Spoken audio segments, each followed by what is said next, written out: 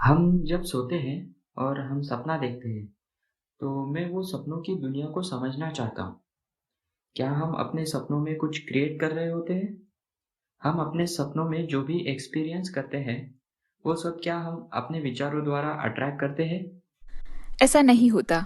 नींद में आपकी कॉन्शियसनेस आपकी फिजिकल टाइम, स्पेस और रियलिटी से हट जाती है। इसलिए सोते समय आप टेम्पररीली अट्रैक्ट नहीं कर पाते। आप जो भी सोचते हैं और जिस वजह से आप फील कर पा रहे हो और जिसे आप अट्रैक्ट करते हैं वो एक जैसे होते हैं। सपने आपको उन चीज़ों की झलक दिखाते हैं जिन्हें आपने क्रिएट किया है या क्रिएशन की प्रोसेस में है। लेकिन आपको जो सपने दिख रहे हैं आप उनके क्रिएशन की प्रोसेस में नहीं होते। आप अपने विचारों को तब तक नहीं पहचान पाते जब तक वे आपको प्रत्यक्ष एक्सपीरियंस ना हो जाए। अपनी इस विचार करने की आदत को आपने बहुत लंबा समय लगातार धीरे धीरे विकसित किया है।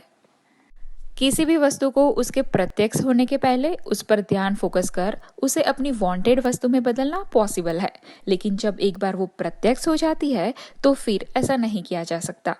अपने सपनों की स्थिति देखकर उनके प्रत्यक्ष होने से पहले ही उनकी वास्तविक स्थिति जानने में मदद जरूर मिल सकती है।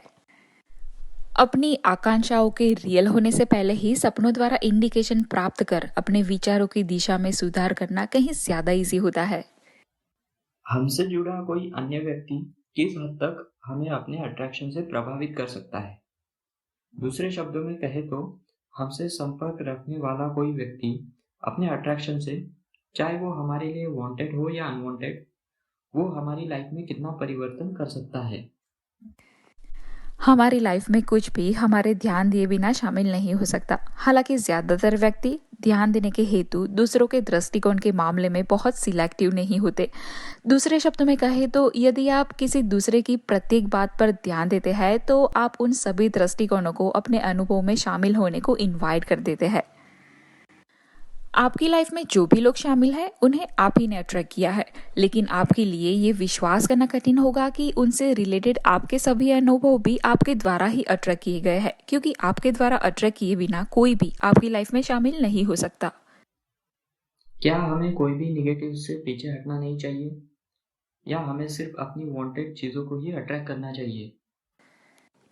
आप अपने लाइफ में अनवांटेड वस्तुओं को खुद से दूर नहीं कर सकते, क्योंकि उन्हें दूर हटाने के एफर्ट देने से आप उन्हें जुड़े वाइब्रेशन को एक्टिव कर अपनी ओर अट्रैक्ट कर लेते हैं। इस यूनिवर्स में सभी कुछ अट्रैक्शन पर ही डिपेंडेंट है।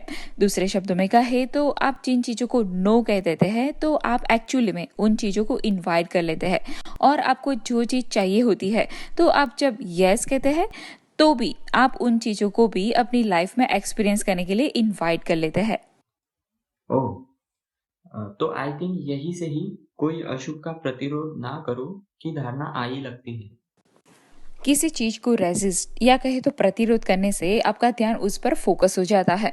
उससे अलग करने के एफर्ट में आपके अंदर उससे जुड़े वाइब्रेशन एक्टिव हो जाते हैं, जिससे वो आपकी ओर अट्रैक्ट होने लगता है। इसीलिए आप जिसे पसंद नहीं करते वो भी आपकी ओर अट्रैक्ट होने लगता है। इसीलिए आप जिसे पसंद नहीं करते वो काम करने का विचार ठीक नहीं है। कोई विद्वान ने कहा है कि कोई अशुभ को कभी रेजिस्ट यानी कि प्रतिरोध मत करो। तो ये बात कहने के पीछे का यही अभिप्राय है कि मनुष्य जिसे अशुभ मानते हैं उसका रियली में कोई अस्तित्व नहीं है, पर उसके बारे में सोच के ही आप उसे अट्रैक्ट कर लेते हैं। इब्राहिम, क्या आप हमें एविल या कहें तो अशुभ का अर्थ समझाओगे? हमारे शब्दकोश में अशुभ या कहे तो एविल का कोई स्थान नहीं है, क्योंकि हमें ऐसी कोई वस्तु नहीं दिखती जिसे ये नाम दिया जा सके। मनुष्य इस शब्द का प्रयोग वहां पे ही करता है जहां कुछ गुड या शुभ के ऑपोजिट में होता है। हमने देखा है कि जब मनुष्य अशुभ शब्द का प्रयोग करता है तो उनका मीनिंग कोई अच्छा यानी शुभ या गॉड के ऑपोजिट वाला कोई ख्याल होता है।